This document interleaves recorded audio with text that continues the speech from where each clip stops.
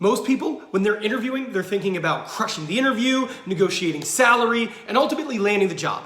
But what they don't think a lot about is quitting their current job. And quitting is hard. In today's video, I'm gonna give you 9 things that you need to do when you quit your job. Let's go. Now, the first thing I want you to do is I want you to make sure it is the right move. Oftentimes, people decide, I am not happy. So they go and they interview, and they think a lot about where they're leaving. They don't think as much about where they're going.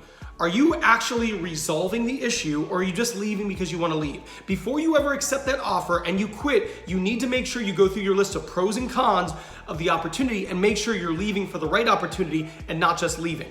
I've got a few videos on that. Here's one of them. Go ahead and watch that. That might help you walk through the exercise. But first and foremost, make sure that it's the right decision to leave. The next thing I want you to do is make sure the new job is official, right? So what does that mean? That means you've accepted the offer, you've signed a written offer, not just verbal. Get it an actual email or a DocuSign that you can sign saying, yes, this is official. Have they done your background check, reference check, credit check?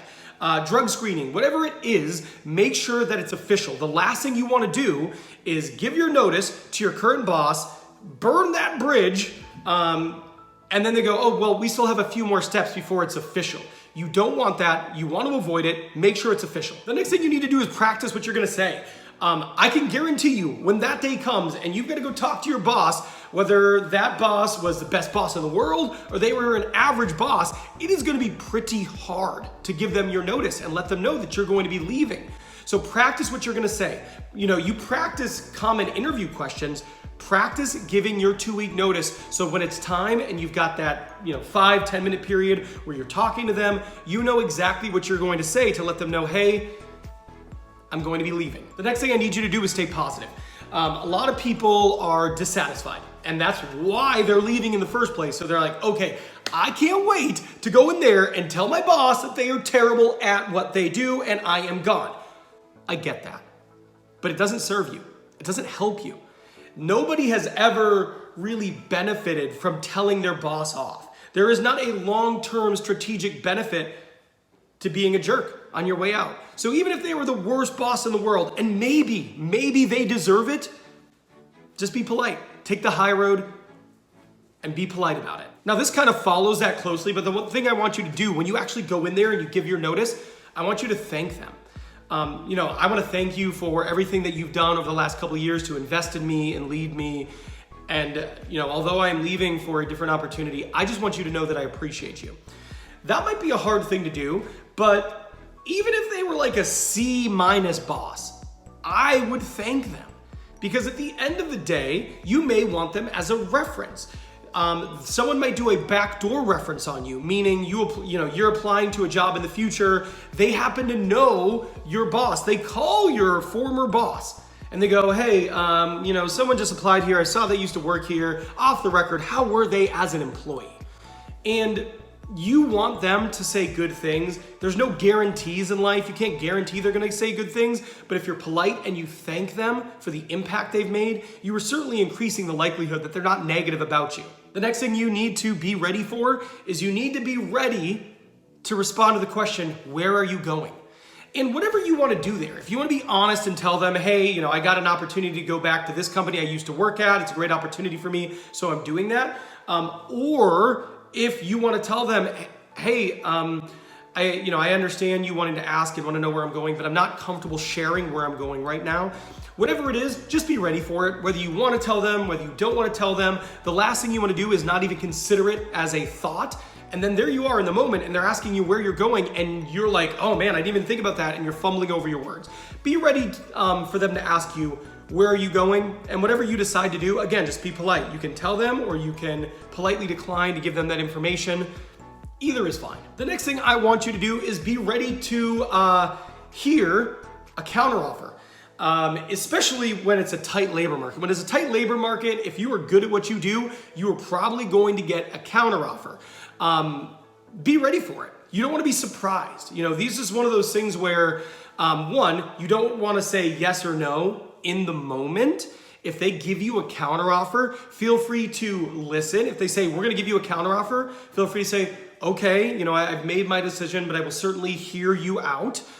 Just be ready for it. And if you want to to know exactly how to handle that, I'm actually gonna link a video at the end of this video talking about counteroffers. I've got two. I've got times you should accept a counteroffer.